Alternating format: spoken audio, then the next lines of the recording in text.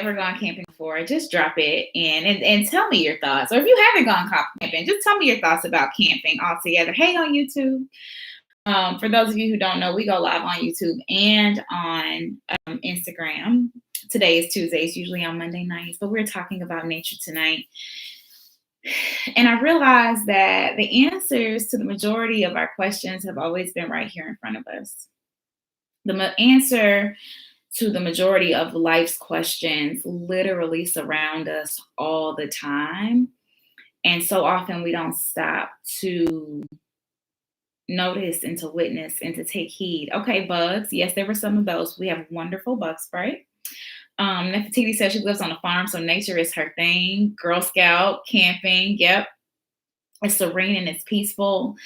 And y'all, to be woken up in the morning by the sunlight at 6 something in the morning, just because the sun is bright outside and the birds are chirping and doing their thing, and you hear the flow of the river. And so I came out of the yurt. I would get out of the yurt in the morning and I would just go stand on the back porch and just watch the water flow. And I realized, I was like, you know what? Nature just knows what to do. See, it's really interesting how nature communes, right? And how all of the things need each other. And they don't have to talk about it. They don't have to think about it. They just do. The water just flows. And the birds just fly, and the trees just stand still, and the bugs just move around and they groove around, and the fish just swim. The air just blows. Like everything in nature just knows what to do. And we talk about the butterflies a lot, y'all, but I don't think we realize regularly that we are nature too. Who's ever stopped to consider themselves a part of nature? Or do you think that nature is something that you go into? Talk back to me, because y'all know I'm used to standing in front of a classroom, so it's a little bit different, but it's okay.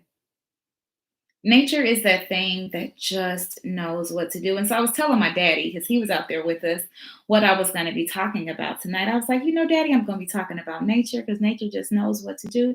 He said, you know what? You're right about it, because the river and the water flows, but which direction does it flow? What path does it take? And I knew the answer because I've heard that question a million times. The water flows in the path of least resistance. The water flows in the path of least resistance. The water doesn't fight to get to where it's going. And the birds don't fight to fly through the air. And nobody teaches a bird ever how to fly. Nobody teaches the butterfly how to fly. Nobody teaches the water how to fly. And so it made me stop and sit and think about this title that I have called Professor, right? What do? I profess. I talk about the things that I have been deemed to be knowledgeable about, right? That's what the title means. And I think so often in looking to others to teach, we forget that the lessons lie within us. And even the lessons that are there, they don't necessarily have to be taught. But so humans, we're smart, right? And we have these brains that we use to help us navigate this thing called the world. But so often, instead of going with the flow of life, instead of moving in the path of least resistance, we work against ourselves because we think. If y'all know what I'm talking about, drop me a comment or butterfly or a heart or something if you have any idea what I'm talking about. We're talking about nature. Let's think about birds, right? Do they communicate in their own language? Sure, probably, right? But the birds are just flying along, and the bird's body knows when it's time to release the egg, and the egg does its thing without anybody coming to check on it, without anybody knowing what to do. The bird just sits on top of its egg and it cooks it. Cook is probably the wrong word, but it warms it to make sure that it has everything that it needs to have the right environment to thrive, right? But nobody has to tell it Nobody has to have a conversation and say, let's sit down and let's talk about how to be a good bird. Nobody has to tell the spider, hey, spider, let's talk about this thing. See, the humans don't like the bugs, okay? And the bugs fly around and there could be too many of them. So we need you to create these masterpieces called webs, right? And we need you to spin them in such a way that the silk that comes out is sticky, it's pretty, you can't even see it. It can just fly into it accidentally and get trapped, and then it's a meal for you.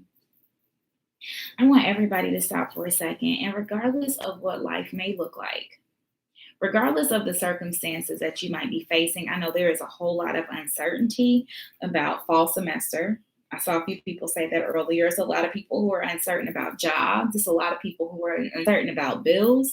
It's a lot of people who are uncertain about a whole lot of things. But the interesting thing is when we slow down and we release the resistance to our experience, oftentimes life just provides the path. It provides the path. The doors open up and the way is made. Oftentimes we are thinking too much to recognize the way when it's placed in front of us.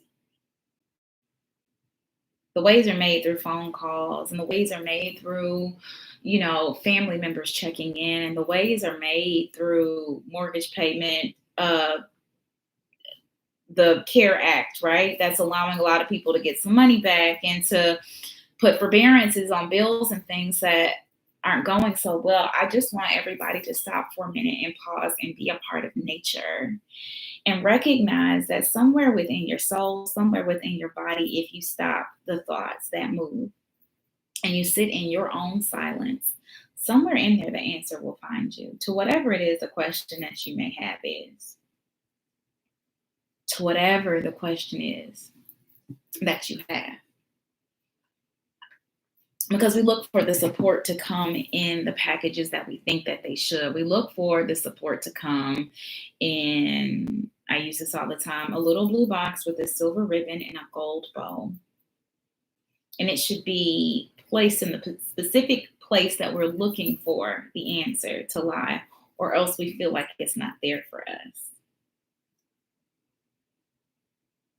And I feel like what we do, being so brilliant, being the brilliant, magical creatures that we are, we forget our innate wisdom. And so I just wanted to take a second and remind us all, because seasons change on their own, guys. And what we're experiencing right now, we're experiencing seasons. I want you guys to think about, but we're in spring going into summer right now, right? So isn't it interesting how it's warm during the day and it's colder at night? Isn't it interesting how the sun rises a little bit earlier and it sets a little bit later? Why? Because the plants need a little bit more so that it can grow back all the stuff that died during winter. Think about it, right? So we have lots of plants that released life from them during winter time. So think about all the trees that released all of the leaves, and think about all the animals that naturally knew this cold ain't my thing. The bear does not have to be told to hibernate. The butterfly does not have to be told to go into a cocoon. It naturally knows what to do. I want you to stop for a minute. I want you to take inventory. If the things wherever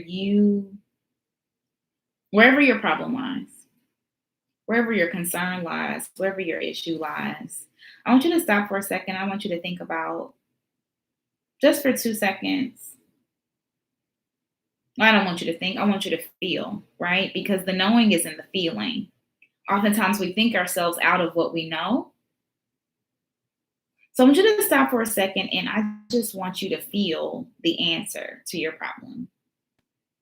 Don't think I don't know how to do that, because that's how we psych ourselves out. Whatever thoughts come to your brain, I want you to release them. I want you to acknowledge them. Say, hey, okay, I see you. I hear you. And then release it and let it flow. And I just want you to sit with it for a second. I was talking earlier to some people about the uncertainties in the fall, right?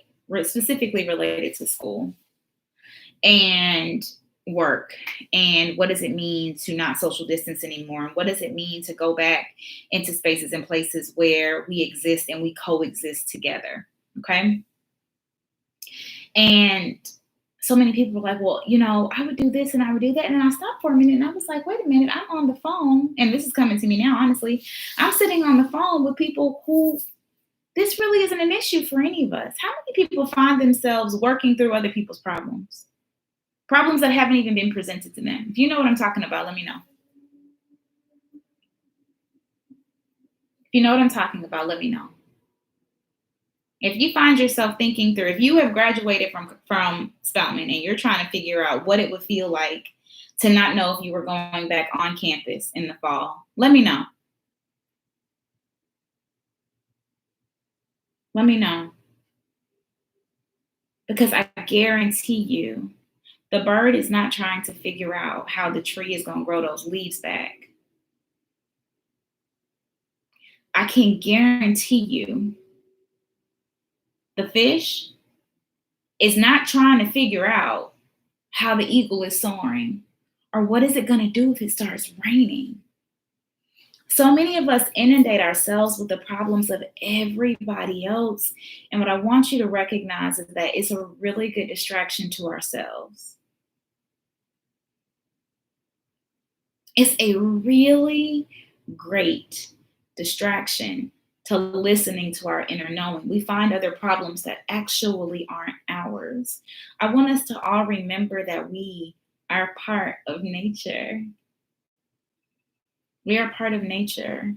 And if anything, we are resilient.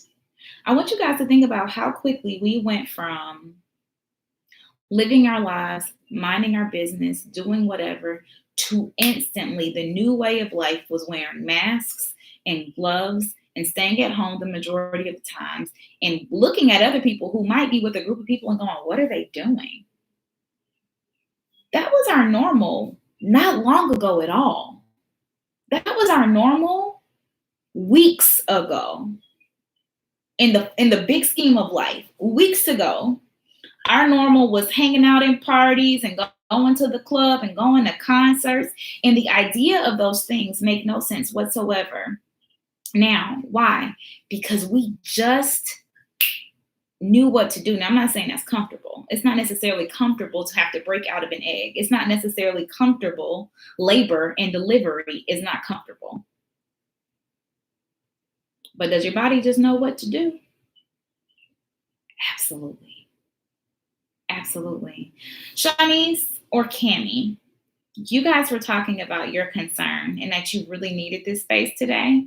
I don't know if you are appropriate, but if you are, I would like to invite you on to spend some time to talk with me. I would love to invite you to spend some time. I know we're doing things a little bit different. It's Tuesday nights. We usually do this on Monday nights. Thank you guys for shifting with me today. Let me know. You can give me a thumbs up or a thumbs down. Either is perfectly fine. And if you have any questions, if you have any thoughts, please don't hesitate to drop them in the questions box. Please don't hesitate to type them in the chat. Please let me know. I would love to see. Okay? Hi, Malika. But I want you guys to recognize the abundance that actually exists around us. I want us to stop and I want you to recognize how beautiful the days have been.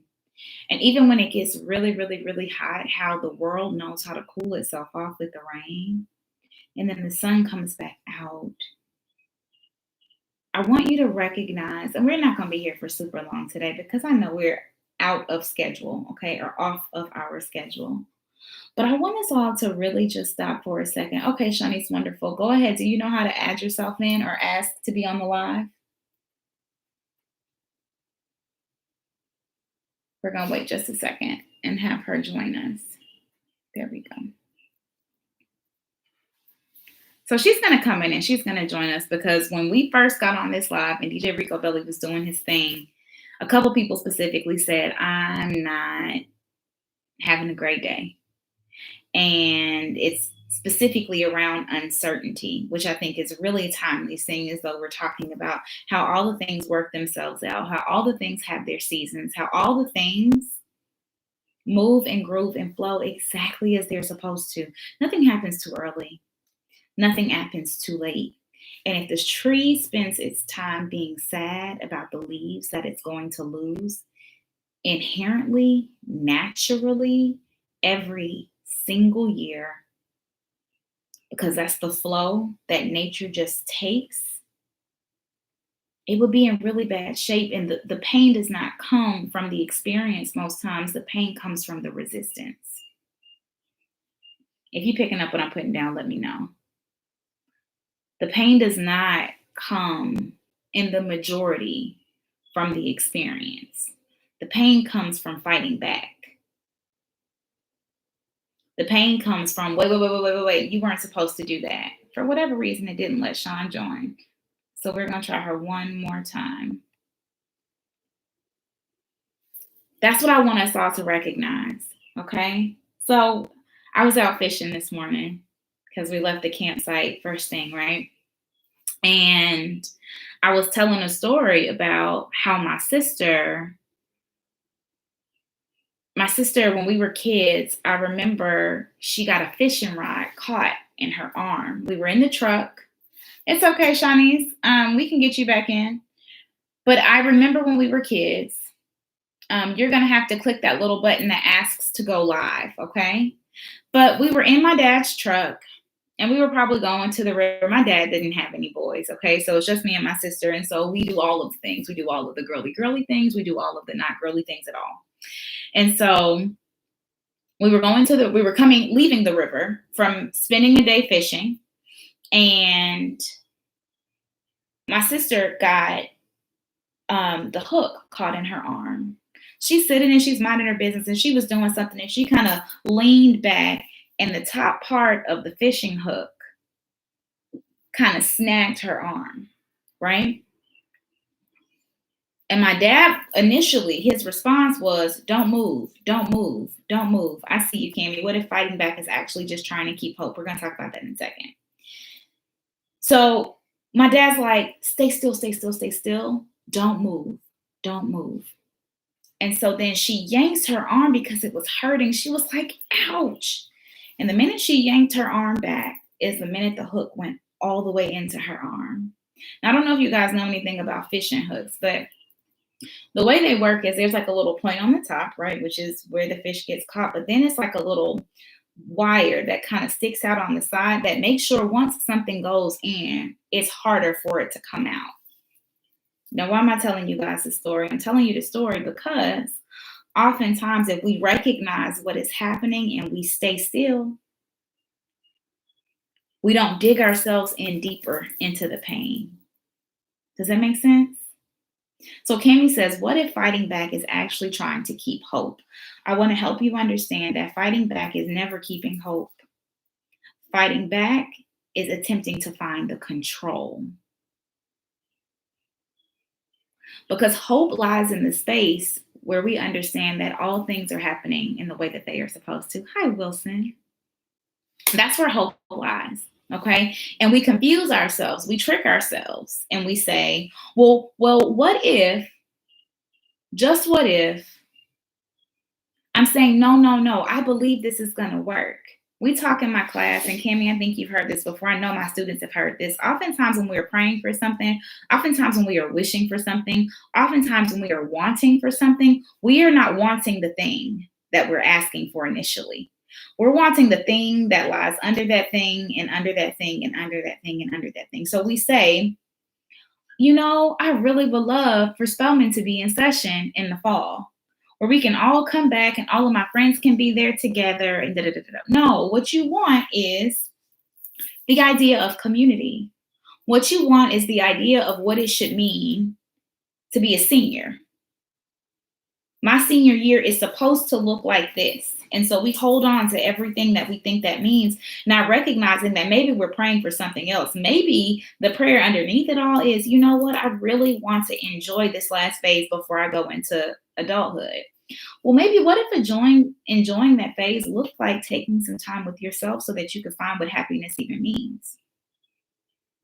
Life actually is giving us exactly what it is that we're praying for. And I told you, oftentimes we pray for ourselves and we pray against ourselves in the same breath. And the praying against ourselves sometimes comes in the need to hold on to the control of what those things look like. So we say, man, I really want things to look like this. And so Life tries to align itself to look like this all the time. But because we can't see it right now in this moment, because we can't see it right now in this second, we think something is wrong. Oh, I just got a beautiful visual.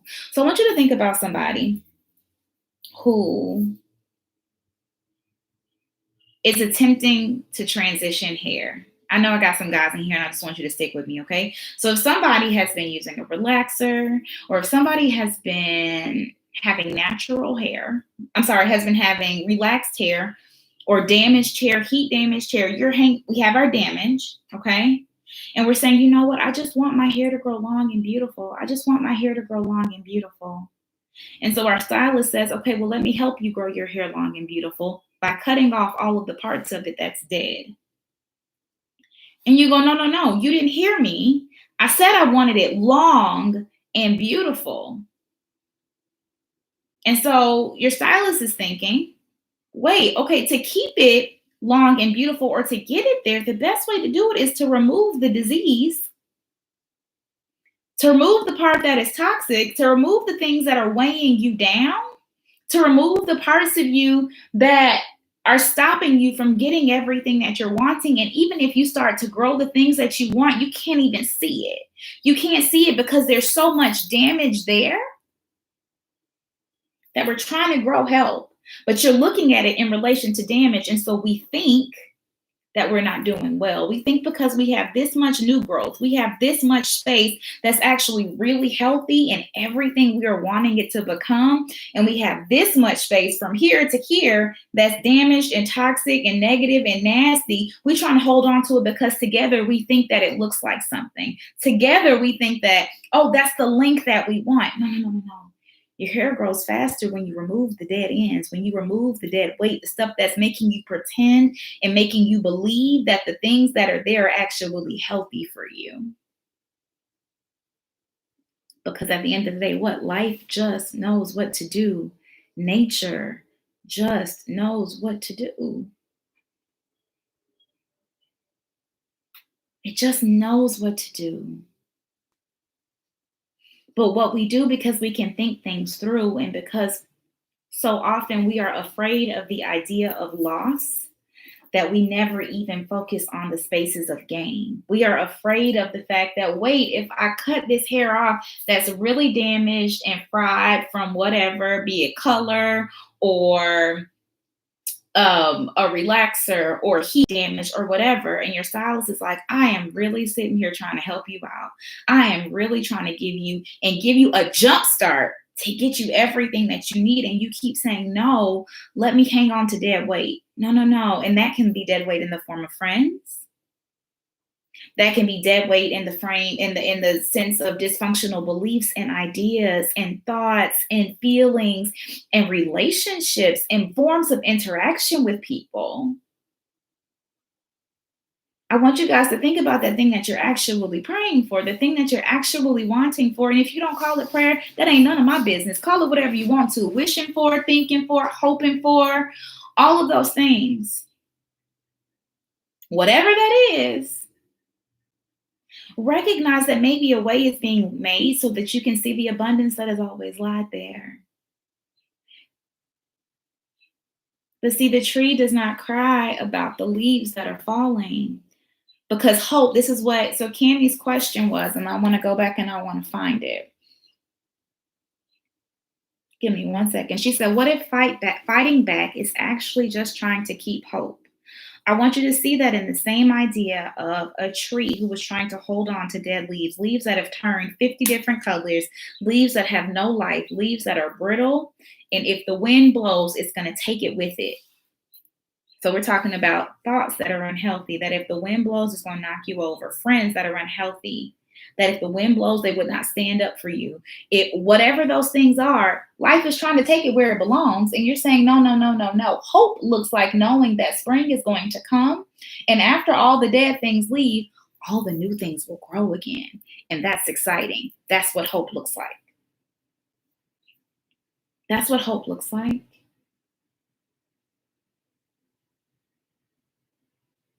How can we assure that we are flowing versus resisting things that we are praying for in life? We all know what resistance feels like. Resistance feels like this knot that's right here in your chest, and it kind of goes, ooh, like, I wish I could explain it differently, right? I can do this different. Let's think about, rather than thinking about resistance, let's think about allowance and allowing. So resistance looks like wanting something to be different than it is. I used to work in the prisons, and I was a substance abuse counselor back a time ago, okay? And anybody who's familiar with the substance abuse, AA, NA, all of the A's programs, know that the serenity prayer is a major tenet, basically, okay? So I worked in a space where we said the serenity prayer every morning, every night, because they had AA meetings every morning and every night, AA, NA meetings. And the serenity prayer goes a little bit something like this: God, grant me the serenity to accept the things that I cannot change. That's flow. Accept the things that I cannot change. Change the things that I can.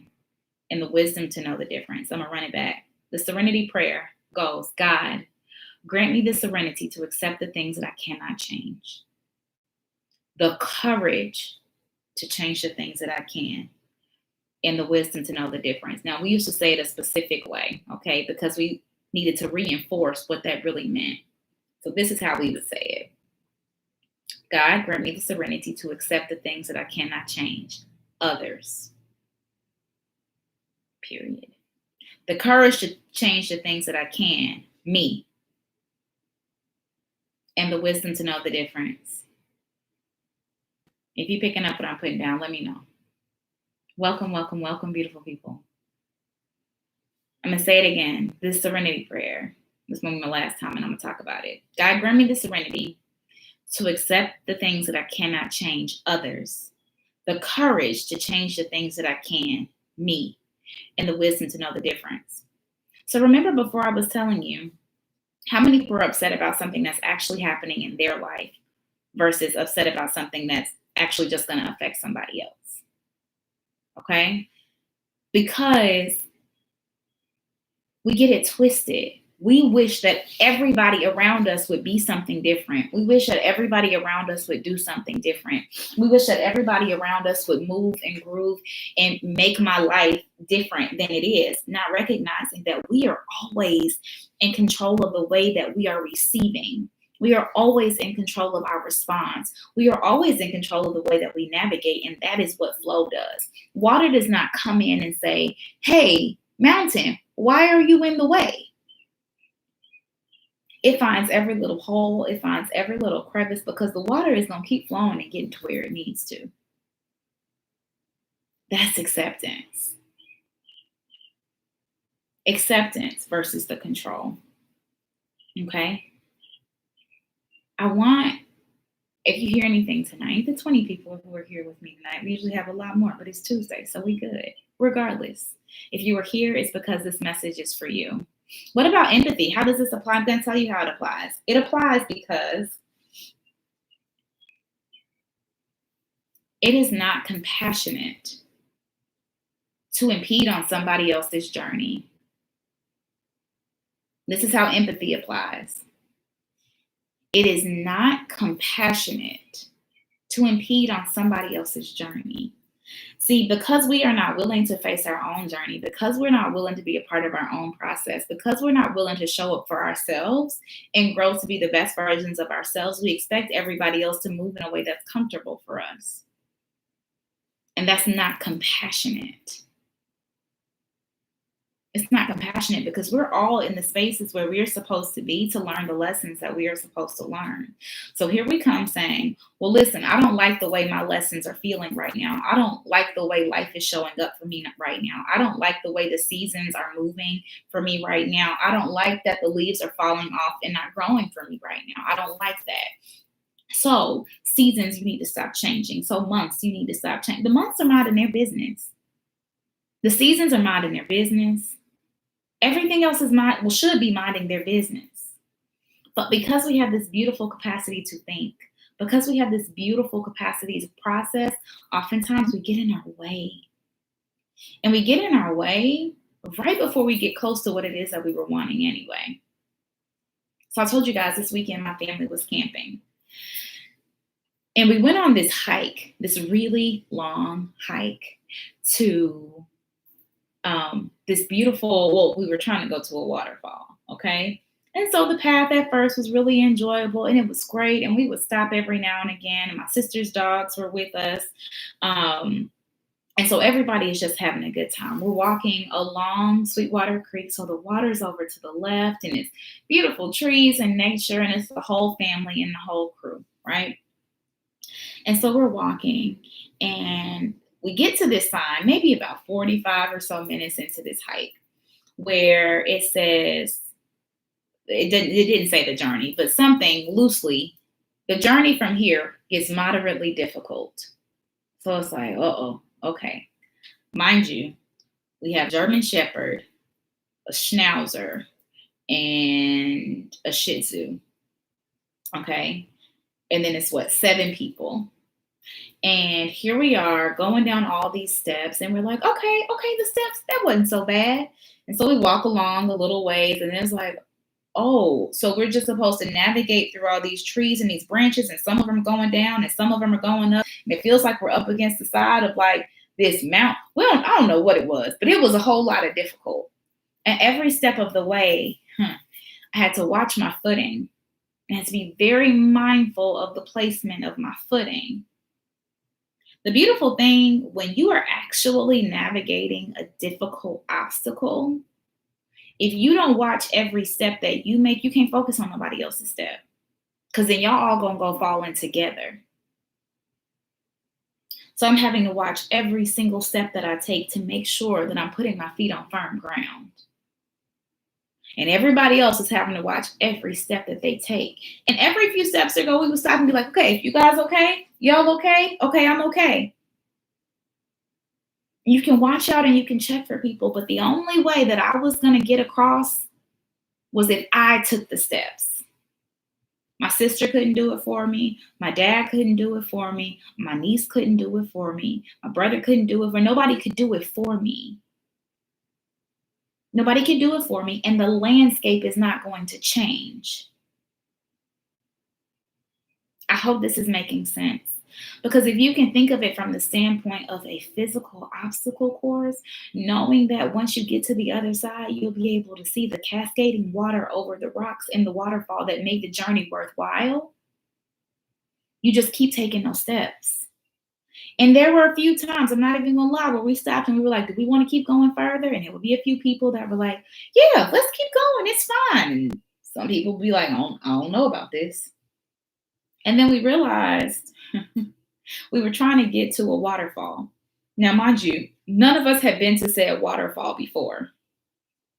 And so we're walking and we're taking these steps, and it is getting increasingly difficult. And every step along the way, we're like, oh my God, if we're taking this step forward, we're going to have to turn around to get back. I hope you're picking up what I'm saying. And so we're thinking that we're trying to go find this waterfall. And somewhere along the journey, we're like, wait, y'all, look, the water is falling over the rocks. Maybe this has been the waterfall the whole time. We think that we're going to find this destination, and we think that we're taking each step because at the end of each difficult step we take, there's going to be this really big magical prize that's there for us, not recognizing that each step that we take, the prize has been there with us all along. Each step that we've been taking, the thing that we've been trying to see and trying to get to and trying to find, it's been right there next to us on the journey the whole time. Our vision didn't allow us to see it because we got so caught up and so focused on the parts of it that were uncomfortable. I got 1 minute and 44 seconds remaining on this live. So what I'm going to do is hang up. We do this every week. I'm going to hang up, join you right back while we're out. Go find a couple people. Okay? We're going to hang up and come right back.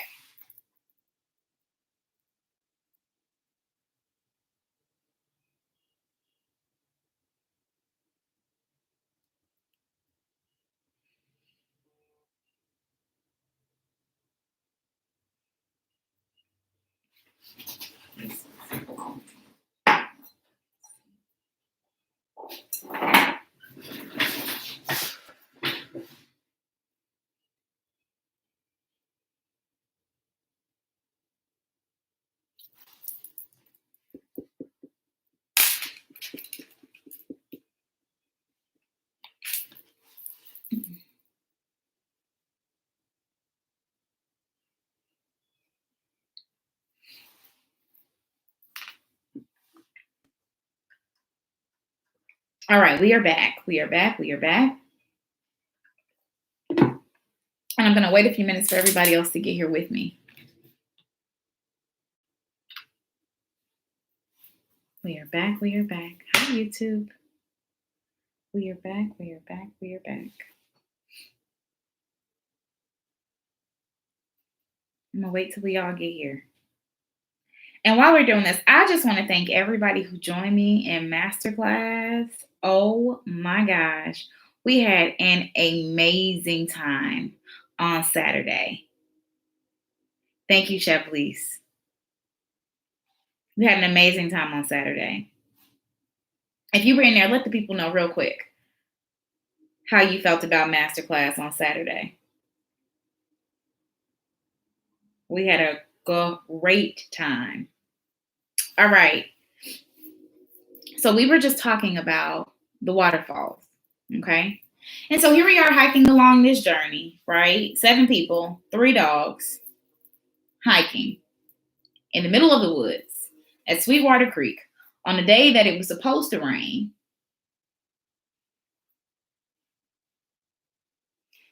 And when you think about going out on a day where you think it's supposed to rain, you can convince yourself that the rain is going to be a bad thing, right? So you call yourself preparing for all of the elements that you think you were going to find on your journey, right? So we looked at the weather report today. It said it might rain. Let's make sure we have an umbrella. We got some ponchos, but we're going to go out and we're going to hike this journey. We're going to go see this waterfall. And so here we are navigating down or navigating across down these bridges and down these stairs that were unnaturally far apart. Okay, y'all, I'm 4'11. Okay. And I just believe in my heart of hearts that stairs should generally be a normal space apart. These were not. Okay. And so here I am with 30-something-year-old niece. One of them didn't really like me because of the rain. And we find all the things where the pain lies. But when you're in the middle of the obstacle, the only way to actually make it through is to keep putting one step in front of the other. And if you need support, finding the places, wait a minute, okay, there's a railing right here. Let me hold on to the railing. Okay, I'm going up a little bit. There's a tree right here. Okay, let me make sure I'm stepping in the middle of these branches because if not, I'm going to go cascading down the side of this thing and it's not going to be pretty. And I don't know who's going to come find me because the water is moving. So how many people have felt like the conditions were not what they were supposed to be because you were looking for your destination? You were looking for it to look like senior year at Spelman College. You were looking for it to look like your dream job. You were looking for it to be this specific set of circumstances. And then when it's not, you say life has failed you. We say, well, this isn't how it's supposed to be. And we fight against the current rather than going with the flow. Because once you go with the flow, you might realize you enjoyed a little bit, just a little bit, just a little bit. Because the waterfall that we thought we were trying to get to was always there. It was always there. We're trying to go see water while we're walking next to a creek. And we're so excited to see water, not stopping to recognize that we've been with it the whole time. I ain't yelling at nobody. Listen, I'm not trying to yell. I'm just letting y'all know what nature told me when I was outside minding my business. Think about it. Think about all of the things. Okay. So this is what this is all about, Stephanie. So it's the thoughts of self-doubt, right? I started this talking about what it means to be a professor. Okay. What it means to be a professor is to profess something that you should be an expert in some way, in one way or another, right? And while I really love this job, while I really like more than anything, love this space that we have created right here, and it's a space that I'm working to be able to create in many different ways in the coming time, whatever that time looks like, because nature knows what to do. Okay. It's recognizing how life is working for us. And it's recognizing that part of the issue that we have as humans is because we've been taught things that go against our nature. That's what I was getting to this whole time. We have been taught things that go against our nature. I told, what was that? No, I didn't do this on my live. So I write, guys. I really enjoy writing what some might call poems, some might call short stories. I don't really care about labels. Um, but we talk in my class about the idea of coats, okay, and how we wear these coats in life. And what I would really like to do, if it's okay, is read a piece that I wrote. It's actually on my computer. I don't even have to go and find my original notebook. Hey, Ja'Cory. Okay, look at that. And it was already up. So, are y'all okay with me reading a piece that I wrote? I think I only did it for another speaking engagement I had, but I have not done this on a live yet. Hey, Zaire. So, it's called Coats. Okay, and you'll understand where I'm going and what nature. I'll link it back to nature in a minute. Okay, so it's called Coats. Okay, like a coat you wear. I went outside this afternoon and I realized that I should have taken a coat. It was cold out there for my short sleeved shirt, but me and coats have this love hate relationship. And sometimes I feel like a real grown up when I choose not to wear one because the little girl me didn't have that option. My mother was a strict woman, and the word no just wasn't in the child's vocabulary in response to an adult. So that one Easter Sunday, when I got my brand new coat to match my brand new dress, I couldn't say no then either. That coat was the worst. The lining on the inside itched to high heaven, and I am certain that I looked crazy with my arms stretched straight out, stiff as a board to prevent the fabric from touching me as much as possible. But it was my coat, and I didn't have a choice but to wear it. So I did, but it was uncomfortable. Then my aunt sent me a coat. I didn't like that one either. There was a matching one for my sister, and it was colorful and it was loud. And the people who really know me would know, who really knew me would know that I would never like it. And I especially didn't like to match. But Auntie got it for you, my dad said. Yep, I didn't have a choice with that one either because it was meant to be a gift. And good girls accept gifts graciously. My favorite coat was from my godmother because she took me to the store and asked me which one I liked best. I wore it and wore it until I outgrew it, but I still wanted it to be mine. My parents had to trick me to get rid of it. See, life gives us coats too. We wear some because we're told we have to, and we wear some because we receive them as gifts. We wear some that we outgrow and we try to hold on to far past their expiration dates. We wear some that fit beautifully and we hate the fabric of others, regardless of how nice it looks. People will work the hardest to convince you that you should keep it and love it, regardless of how much you hate it. And they'll say things like, oh, it's not so bad, or pain is beauty and beauty is pain, like they're the ones that have to wear it. I spent so much time putting on all these coats, the coats that everyone else wanted me to wear so that I could reflect the version of me that they wanted to see.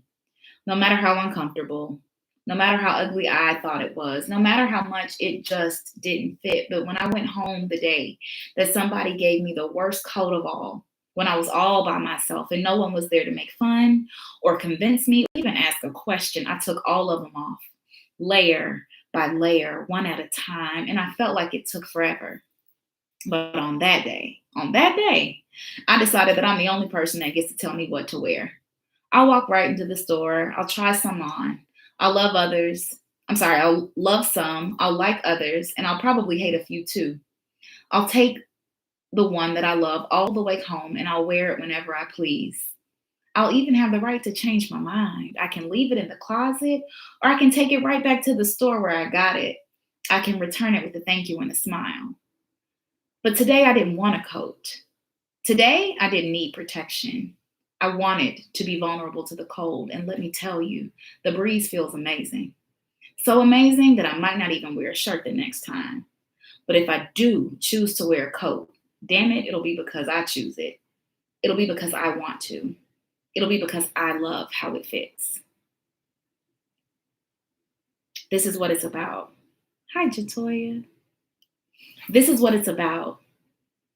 It's about recognizing That because we are such brilliant creatures called humans, that we walk through life and we pick up codes and we pick up ideas and we pick up thought patterns and we pick up ways of functioning, dysfunctional beliefs that go against our inherent nature. So we spend so much time fighting against everything that our nature just already knew, that at some point along the line we get tired. At some point along the line they don't fit, but we have been taught. I'll put them on YouTube. But we have been taught that it's the right thing to do, right? If somebody gives you a gift, what do? You take it and you say thank you, regardless of if you hate it, regardless if they really were your family, they really were watching, they would know that this is something that you would never, ever, ever, ever like. But we take it and we say thank you, and we begin to convince ourselves that we like it. We convince ourselves that we can talk to ourselves negatively and that we can think in horrible ways and that we can speak to ourselves in ways that we would never talk to anybody else, because we receive it so frequently from people that we begin to think that the coat fits. We begin to think that they belong to us. We begin to think that it is our nature, not recognizing that the reason we feel like we're in constant turmoil is because our nature would just know what to do. And our nature doesn't hold on to things that are unhealthy. It is not in our nature to hold on to something that will kill us. Goes against the entire idea of life, people.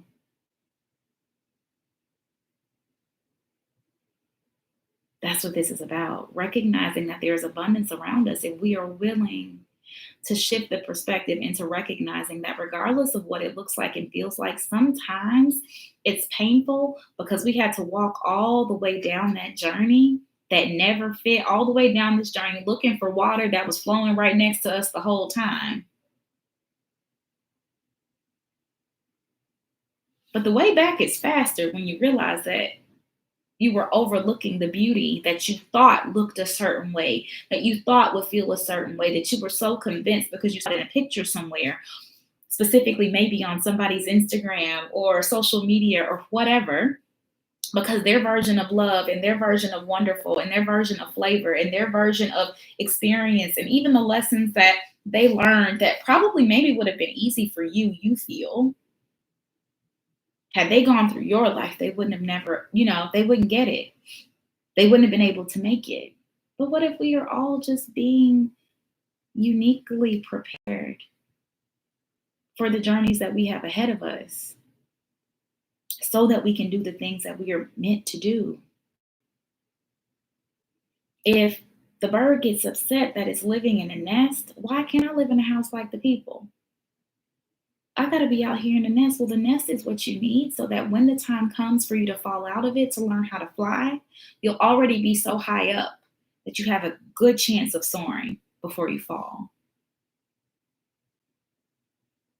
What if our circumstances are being primed perfectly for whatever it is that we have to do, but we've convinced ourselves that the classes of 1988 through 2019 didn't have to do that? Why can't we just come to school? Why does it have to look like this for us? Well, maybe, just maybe, you are being uniquely prepared because you have already been specifically designed to do that thing that's just for you. Maybe the class of 2020 is put here to do something totally different that the classes that have come before could never, ever, ever, ever, ever think about. Just maybe. But if we are focused on the journeys of somebody else, if the bird is focused on the spider and how it's concocting this whole web, it will never learn to fly and do the thing that it's meant to do. Because the truth of the matter is the nature that is within us, it knows perfectly what to do. It knows. Does anybody want to join me? I know earlier Shanice was trying to join me, but does anybody want to join me and ask any question? Who has a pressing question about nature or just wants to spend a little bit of time in some one-on-one conversation? Anybody? We got a few more minutes tonight. If you're enjoying this, let me know. If this is timely for you, thank you. I was just saying, if this is timely for you, let me know. And I see Stephanie's comment. Because I know it's difficult to see life happening in a way that we've never, ever, ever, ever expected it to? How do we channel the inner voice? Sometimes it's far more important to learn to quiet the outer one. Because oftentimes, I have a whole nother thing about the kid in the back of the classroom. That's a whole nother piece that I'll bring out that's specifically about that. Oftentimes it's far more important to quiet the outer voice. That's what the coats are. The coats are things that we've picked up along our journey. The coats are the things that, we thought belonged to us, or it was the cool trend, or if you were somebody like me who was really upset that all of your friends got to get braces and you didn't, and it was really cool to have whatever color teeth you wanted. And they were like, do you not understand you don't have to go through this pain and you don't need braces? But I really wanted them because everybody else did. We have to be mindful to allow our journeys to prepare us. How do you break out of conditioned behavior? Okay, so we talk about this. I had a AAA approach, right? This isn't the first time that most of you have heard this. This is the way you do anything. First, you got to acknowledge it. Y'all know AAA. AAA, like the trucks that come when you're like stranded on the side of the road and, you need gas or you got a flat tire or whatever. AAA, you have to acknowledge the situation. First, you have to recognize that something is not right. You don't even have to know what about it is not right. You just have to recognize something does not feel right. If you made it to this live tonight, I believe that the only people who ever make it to this space are the people that the message is meant for. So if this is for you and you're here, then you came because there was an assessment of some sort that nature stood out to you. You just wanted to know what I was talking about.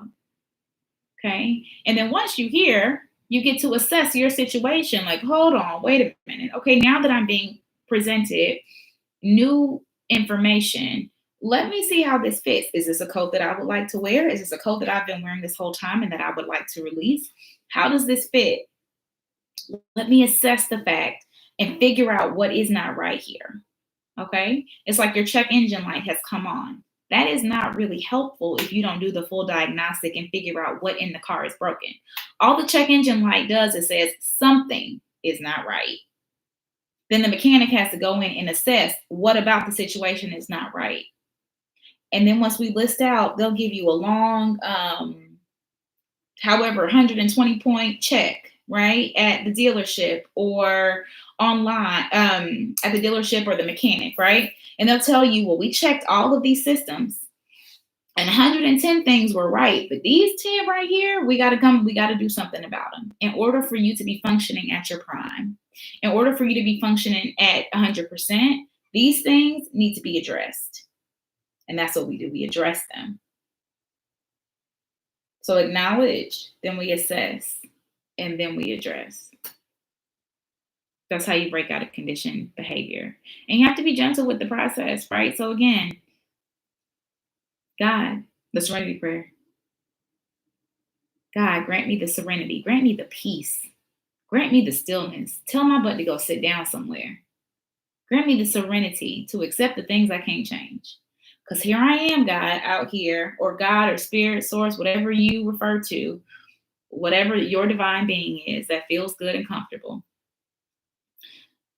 God, grant me the serenity to accept the things that I cannot change. I'm in everybody else's business. I'm out here trying to figure out and find the things that I can change, or I'm just really upset and stuck in the mud about the thing. Why won't this tire move? I don't understand. Well, you can sit here and look at it and recognize that you're stuck in the mud and be really upset that you're stuck in the mud, or you can do something about it, right? Because the tire is not going to move on its own. God, grant me the peace. Tell me to calm down so that I can figure out what is going on. And then it says, grant me the courage, grant me the bravery, find some gumption in my spirit. I need you to dig down up in there and make me okay with needing to do something about the things that I can change. And 9 times out of 10, that's me, because the tire is not going to move if I don't recognize that I'm the one that needs to move it. The tire is not going anywhere. It's stuck in the mud. I can look at it and be mad at it all day long, but the only way that it is going to move is if I move. And sometimes it's going to ask somebody for help, looking for support. That's fine. My prayer is that this is a space of support. Right? Grant me the courage grant me the courage to change the things that I can and the wisdom to know the difference.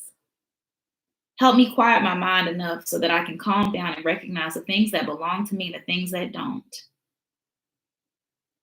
Help me figure that out. All right, we got a request to be in my video with me. Let's see. So we're going to let Coach come in. He must have a question.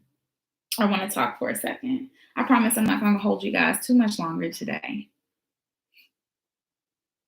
But the serenity prayer, I promise you, I encourage you to think about it that way, right? The things that you can do something about is you. That's it. That's the only thing you can do anything about. And if you can't change something physically, then you can change your mindset around it. Okay? And then recognize the things that you cannot do anything about. Coronavirus is here, period. Now, there are people who have been gifted, who have been blessed with the insight and the scientific ability and medical ability to do something about it. And we let them do it, because if not, we're going to accidentally kill somebody pretending that we're a doctor. That's not your job. Don't tell anybody what to do. Take them to the person who can. And mind your business. We had a whole nother a whole nother week about that. I don't know why it's not letting him in. I'm so happy you tapped in today too, Cammie. I know there are a lot of things out here that don't feel comfortable right now. There are a lot of things that have shifted and moved and changed, and they do not feel good.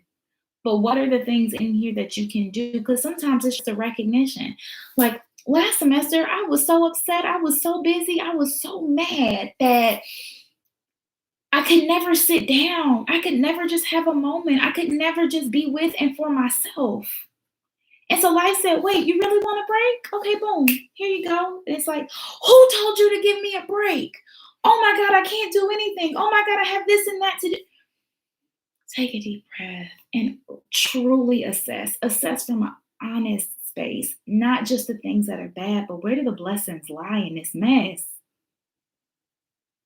There are blessings in the messings, okay? Where is your blessing in the mess? It looks like it's not letting anybody join me today. I don't know what this is about, but next week, I promise. Are there times where let me wait for the rest of this question. Spend a lot of time in nature. Are there times where, I'm waiting for the rest of that question. I want you to stop and I want you to find the blessings. Where are your prayers being answered right now? Where are your wishes and dreams and your hopes being fulfilled right now? There's a lot of you who literally have been in class or in school of some sort for a really long time. And you probably thought, man, if I could just have a little break. There we go. Hey, Coach, how are you? How you doing? Doing good. What's going on? Nothing. Well, I was sitting on that river until these Louisiana mosquitoes got to me. So. Okay. But no, as you know, I spent a lot of time on the water and the river and whatever. Are there times where we're listening to nature, or we feel as though we're listening to nature, but we're not? Meaning, like, we think that this is we're flowing with the water, and we think that we're actually creating the water or trying to create the water to go elsewhere. I think that's only something that we can know depending on the situation. If in any, okay, so using the example of water, right? Yeah. If we are water and we are flowing in water, the water just naturally moves. If it comes up against resistance of some sort, say it's a dam, right? I'm thinking of the Chattahoochee River, which has dams along the way, right? So if the water comes up against the dam, a couple of things will happen, right? Sometimes it'll just sit there. Sometimes it'll trickle through, right? It'll find water will flow. It'll find any little hole that it can find to go. If the water builds up to a certain extent, I don't care about this dam, it will go over it. The thing is, the water just flows to wherever it is supposed to go. The water is not trying to direct itself. The water is just trying to stay in flow. So these obstacles or situations could prevent us from. I think if your obstacle is you, then yes. If your obstacle is somebody else, if your obstacle is another situation, here's the thing. Okay.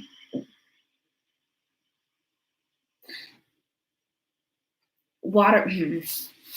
I think. I'm just going to go to serenity prayer because it's not even about what I think. Grant me the serenity to accept the things that I cannot change. If there's nothing that you can change about it, what can you change in yourself? That's what it is. So if the water says, I keep coming up against this dam, the dam isn't going anywhere. Well, let me just trickle through. I'm going to find somewhere that I need to go. Right? And it might not be to the destination that I thought. Maybe the water will shift its tide because the moon moves water. Sometimes the moon will shift the tide. Sometimes the tide is coming in. And if it's not supposed to come in anymore, the tide just turns around and moves another direction. And that's okay.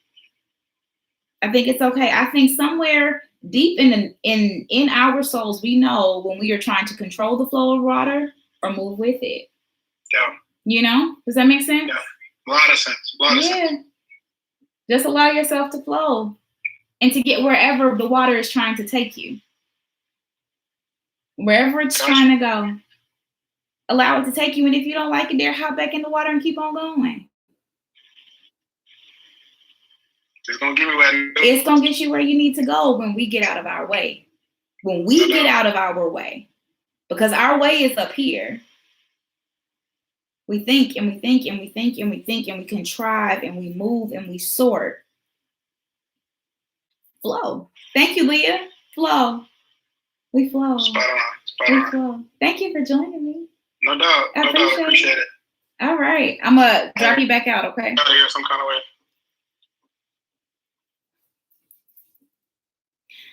So I think a lot of it, and what we were just talking about with Coach, is recognizing so acknowledging is first. But then it's the assessment. Are we really flowing? Are we trying to control the flow of the water? Are we moving with the water? Are we moving against the water? Are we trying to be a salmon? Are we trying to flow upstream? The beautiful thing is, you'll know because you start to get tired. Oh, okay. That's the answer, Coach. You'll start to get tired when you're going against the flow. If you swim in here and you're swimming against the water, you get tired because you're literally fighting nature. Literally fighting nature. And if you just turn around sometimes and you swim with it, it gets easy. It's enjoyable. It might feel like fun. It might feel like vacation. But we are the only ones, each individual person, we are the only ones who can truly assess our situation. Well, you know what to do, Jude. You got to quiet the outside noise so that you can hear the inside. There's noise that's happening all along, all around us all the time. We're in the car. I know I turn my music sky high. I really like music, hence the SoulSessions and LifeLessons. I enjoy it very much. Okay. So I crank my music up and I'm having a good time. But guess what? Sometimes maybe if there's an ambulance, it takes me seeing it before I hear it. This is just my truth. I'm not saying to be like me. I'm just saying that this is what it is. But the fact that all that I can hear in my car is my music does not mean that the birds aren't still out there chirping and that there aren't other cars and that there aren't other noises and that there aren't other sounds that aren't begging to be heard if I turn down the external noise just a little bit. So when we're not sure, think about it. I know I'm not the only one who does this, but sometimes depending on how tight the parking space is, I really remember now, I like to listen to my music loud. Sometimes, depending on how tight the parking space is, oftentimes if it's a parallel park, right? I got to turn my music down so that I can feel my way into this space. Y'all picking up what I'm putting down. So music, oftentimes that I'm listening to is not Patrice singing. It's the music that's from somebody else that's either on my phone or on the radio. I really don't listen to the radio, but whatever, right? But I got to turn the music down. I got to turn all the outside noise in because I can't hear the way that I know how to get into This car space. Exactly. Kings of Comedy. Because I naturally know what to do. I know that I need to pull up a little bit. I need to get a little bit past it. And then right when I can see, I need to start cutting all the way in. I need to take it tight all the way till I get my back tire close. And then I need to whip it back. I know what to do. I naturally know what to do. But sometimes it is just too loud for me to think my way through it. Sometimes it is just too loud for me to feel my car. I know how big my car is. I know how big this space is. I know how to get in here. I don't have any problem doing this the minute I quiet the noise so I can hear all that naturally lies within. So I can hear what exists outside of everybody else. Exactly. You got to find your focus. It is the same thing. We inundate ourselves with everybody else's noise so that we don't have to hear. But what we are stealing from ourselves is the opportunity to find our space. Boom. I think that should be the end of the live.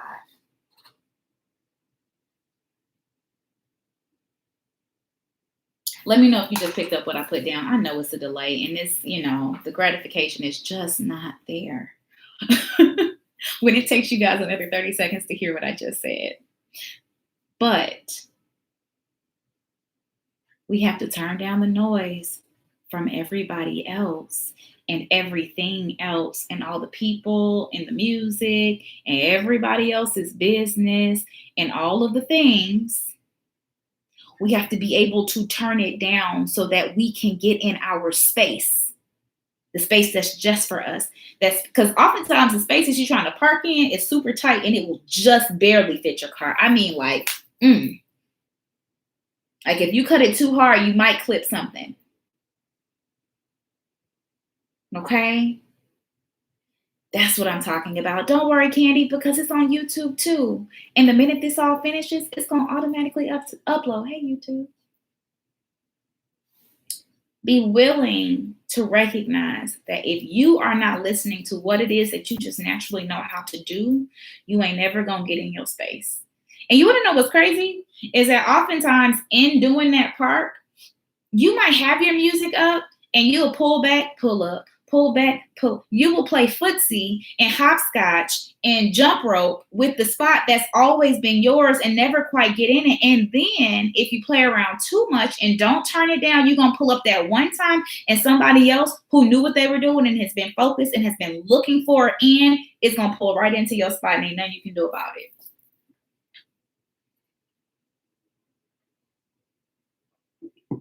Don't miss your spot. See, here's the thing though, Leah, the space is only for you, but if you don't want it, somebody else will. You are not the only person that is training for a position that looks like yours.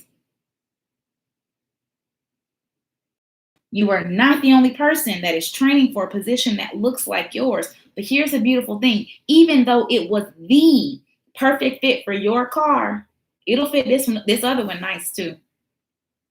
And the crazy thing about it is it was your space, and this other one is going to pull into your space, have fun in your space, and then pull on out because they recognize it was never the end point on their journey.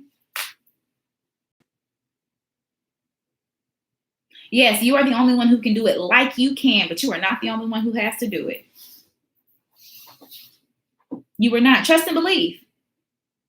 If I didn't show up on live on Tuesday night tonight, you were going to have something else to do. There would be something else filling this space for you, filling this spot for you if I didn't show up. If you didn't show up here and you decided to do something else somewhere else, that's fine. That's your business. It's not mine. But the piece that you might have needed to receive or the message that maybe I thought was for the 25 people that were on the live with me right now, but it was really just for you, don't worry. Because who said it? I want to say Grayson said she picked it up and put it in her purse, which means it's not going to come back out and you're not going to find it.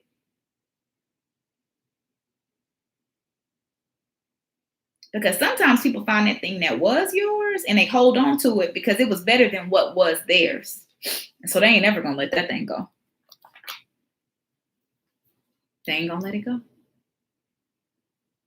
I'm going to take this one last question and we're going to be done for the night. If you miss your spot, will you find your spot again in another journey since that spot is meant for you? So here's the thing. I believe that everything, divine timing, right? I believe in purposeful positioning. Okay. But here's the thing. It might find you and it might look totally different because the experiences that you find later and the experiences that life teaches you in the place where you've missed it right here, it doesn't mean you won't find it again. It just means that maybe you would have had it earlier. Maybe it wouldn't have taken you the next 5 years to get that thing or the feeling that was similar to this positioning that was already here, and you might have been 5 years past that point.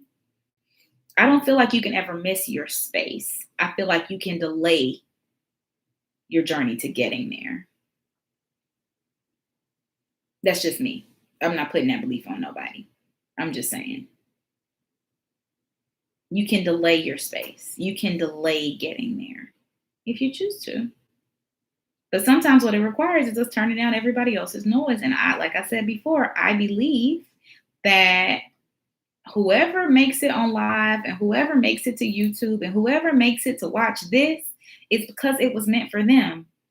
I actually had this happen. I have a client who didn't become my client until more recently. And this particular client I told to go and watch a previous live. This is real life.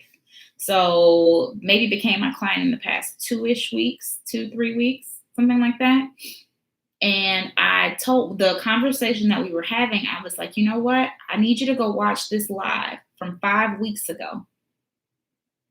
From 5 weeks ago. Now, if 5 weeks ago they had watched that live or been there, it wouldn't have hit because the experience that they were having in life wouldn't have aligned. It wouldn't have mattered. It would have been like, oh, wow, that's really deep. But it wouldn't have hit the same way. It wouldn't have cut the same way because the specific timing was necessary to pick up the messages, right? The goal is, the way that we actually get to happiness is to also embrace the healing. Is to also embrace the difficult parts. So remember I told you guys earlier, my family, we were out hiking this weekend, and we are hiking and we're going down this, as they said, moderately difficult, but I think it was extremely difficult once we got to certain parts of this path that we were in nature hiking on, because we were going to see the waterfall. And we were so insistent on going to see this waterfall that it took about 30-ish minutes to recognize we've been walking next to falling water. It's cascading over rocks. It's like whoosh. And we were like, wait a minute, has this been the waterfall the whole time? Sometimes you can be moving adjacent to your parking spot or to your spaces, and it's always been there and you're not pulling in. And so other people are just taking turns. Other people are stopping and admiring the thing that was supposed to be for you to stop and admire. But sometimes if you go too far on the journey, that doesn't mean you might not find another body of water to swim in. You might not find another body of water to enjoy that also has a waterfall that is brilliantly beautiful. But life is a lot more interesting. Life is a lot happier, a lot more joyful when you can heal and be happy simultaneously. Does that make sense? I hope that makes sense. Hi, everybody. You guys are coming in at the end. We are just wrapping up. But in a nutshell, really briefly, I'm going to break it down. I'm going to say 3 points. Nature just knows what to do. Nobody has to teach a bird to fly. Nobody has to teach the caterpillar how to go into the cocoon and then how to come out and then how to fly. Nobody has to do that. There is no set of instructions that somebody gets. The interesting thing is, as humans, we get all of these instruction books. We get all of these people who give us lessons on lessons on lessons. I'm one of them. I'm hoping that I'm helping you take the lessons off. That's my goal. Okay. I'm trying to be on the way back to where you started, which is nature just knowing what to do. Okay. So the point in this is, there is somewhere in you that you know how to behave, you know how to flow, you know how to move and groove and be happy, but we've been taught these things and we've adapted them as our own. And it's just so important to be able to release the things that don't fit and be okay with the grief that might come. Be okay with the fact that it might feel like loss to release damaged ends. It might feel like you're losing length to release the parts of your unhealthy so that the healthy can make way and grow through. because the seasons change on their own. All of these things do it on our own, and we forget that we are also part of nature. Serenity prayer, God, spirit, divine, source, science, whatever you want to call it, whatever feels good to you, higher power, higher self. Grant me the serenity, grant me the peace, and I'm ending on this. Grant me the peace to accept the things that I cannot change, which is other people, my surroundings, the folks out there. If they want to go out and catch the Rona, that's on them. You can stay at home and mind your business, okay? And everybody can mind their business and be on whatever road to healing in their journey that they need to be, okay? Grant me the peace, calm me down, make me realize, Lord, that's not my business. What is my business? And let me stay in it. Grant me the courage to find my business and stay there. So grant me the peace to release their business. Grant me the courage and the bravery to find mine and the wisdom to know the difference. Amen. That is my prayer for you all for this week. I love you. I really do. I really do. I say that word a lot. People mean it however they mean it. I truly mean it. And if it feels a little bit uncomfortable, I'm going to be here still loving you until you love yourself enough for it to feel good. Y'all have a beautiful week. I will see you guys back on Monday, and we're going to have a real good time. Happy Tuesday. Happy Tuesday. Enjoy your week. You all too. Happy Tuesday and enjoy your week.